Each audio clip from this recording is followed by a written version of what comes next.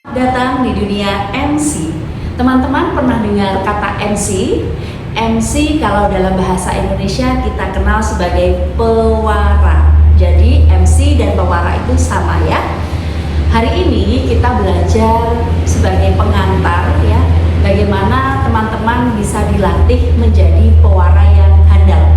Bagi teman-teman yang belum pernah menjadi MC sama sekali, gak apa-apa, jangan takut ya. Kita akan belajar step by step ya, langkah demi langkah bagaimana menyiapkan teman-teman menjadi pewara. Nah, teman-teman kita nanti akan belajar bagaimana peran pewara atau MC, posisinya seperti apa di sebuah acara, bagaimana gayanya dan tips-tipsnya. Jadi harus semangat ya mengikuti kursus ini. Baik, Bu Prima akan menjelaskan dulu yang akan kita pelajari ya. Materi yang pertama adalah tentang MC. Jadi MC itu apa dan mengapa perannya MC itu begitu penting. Nah, teman-teman, di semua acara itu selalu ada MC ya, Master of Ceremony. Jadi pewara atau MC ini adalah pemandu acara. Namanya pemandu acara berarti memandu dari awal sampai akhir. Nah, tidak ada ya pewara atau MC yang tiba-tiba hilang di tengah jalan ya, di tengah acara nggak boleh hilang. Jadi harus benar-benar standby dari awal sampai akhir. Nah, jadi tanggung jawabnya MC itu adalah membawa ya, memandu jalannya sebuah acara dari awal sampai akhir, mulai dari membuka sampai menutup acara. Dan tugasnya ini menjadi penting karena bagaimana membawa acara ini menjadi berkesan bagi peserta, bagi audiens. Nah, teman-teman masih ingat siapa MC yang berkesan bagi teman-teman ketika mengikuti acara? Adakah MC yang berkesan? Oke, kita lanjutkan ya. Nah, MC selain membuka dan menutup acara, MC itu juga mengatur transisi ya. Kalau kita mengikuti sebuah acara, itu kan ada banyak serangkaian acara. Nah, yang perlu diperhatikan adalah MC itu harus memandu ya, dari misalnya dari membuka, kemudian ada kegiatan pembukaan, ada sambutan, kemudian ada doa, kemudian ada paparan narasumber dan seterusnya. Nah, maka MC ini harus memandu ini dengan lancar, dengan smooth begitu ya, dan membuat kesan bagi audiensnya.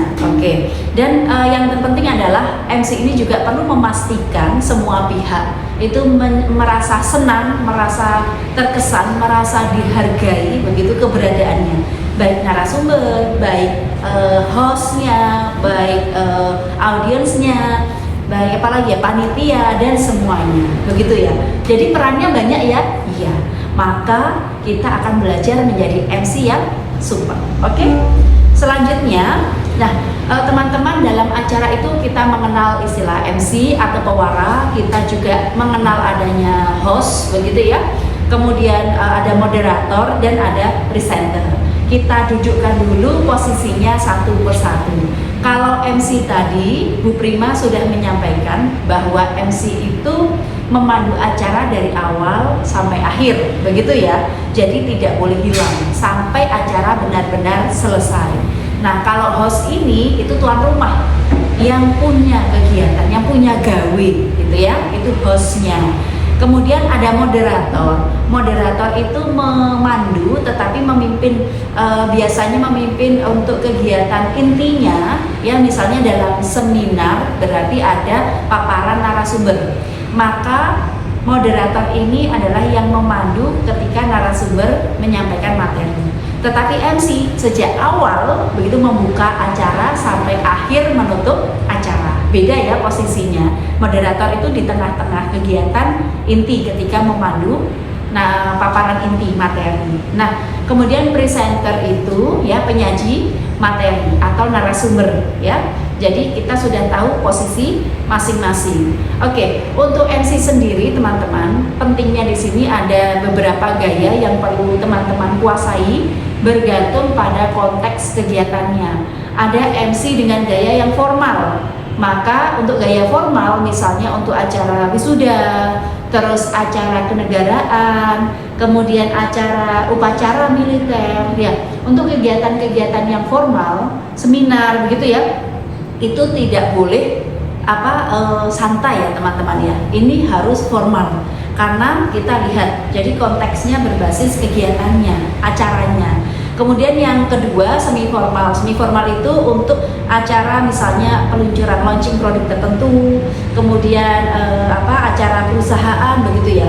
Ini gaya-gaya profesional tetapi perlu lebih komunikatif dan dekat dengan audiens. Kemudian ada gaya informal ya. Acara informal itu contohnya misalnya pernikahan begitu ya.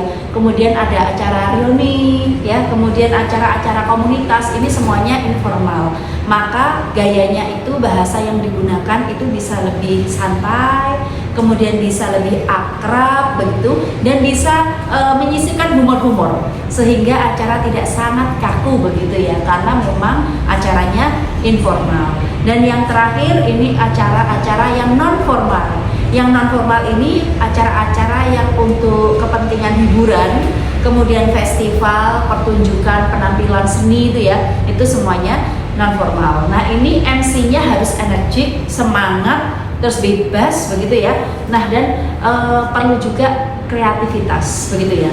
Nah itu gaya-gaya MC, dan ingat untuk acara apa, sehingga ketika teman-teman akan menjadi MC perlu diketahui dulu acaranya apa, sehingga bisa menentukan saya harus memasang style seperti apa, gaya seperti apa begitu ya teman-teman. Kalau menjadi MC kadang-kadang kita itu mengalami namanya demam panggung ya, demam panggung. Nah demam panggung itu biasanya itu akan terjadi bagi teman-teman, terutama bagi MC yang masih pemula begitu ya, terutama di waktu detik-detik atau menit-menit awal. Biasanya teman-teman akan ada deg-deg begitu kan, grogi. Nah itu biasanya di awal-awal, tapi nanti semakin lama, semakin banyak jam terbang teman-teman menjadi MC, nanti teman-teman akan lebih terbiasa untuk memandu, untuk menjadi MC dan membawa acara ini lebih tenang begitu. Jadi yang tampak di luar itu harus tetap teman-teman all out ya, tetap jangan menunjukkan ini demam panggungnya, walaupun di dalam ini jantungnya deg-deg begitu ya. Nah rasa gugup itu juga wajar ya teman-teman ya, dan itu bukan merupakan musuh. Nah maka perlu ada tips ya, misalnya menarik nafas begitu ya, tarik nafas, tahan, nah tapi sambil senyum ya, sehingga audiens itu tidak tahu kalau sebenarnya di dalam diri kita itu deg-deg begitu.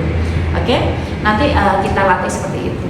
Baik teman-teman, nanti perlu ada latihan ya, latihan bibir bagaimana, latihan lidah bagaimana, kemudian resonansi serta volume. Teman-teman harus bisa memainkan tone-nya, memainkan speed-nya, memainkan ekspresinya, sehingga memandu ini akan penuh kesan ya, sehingga kesan ini juga didapatkan oleh audiens. Nah oke teman-teman, nah ini nanti teman-teman akan ada beberapa latihan yang harus teman-teman ikuti. Silahkan dikerjakan dan dilaksanakan dan dikumpulkan tugasnya. Oke, sampai jumpa di pertemuan berikutnya.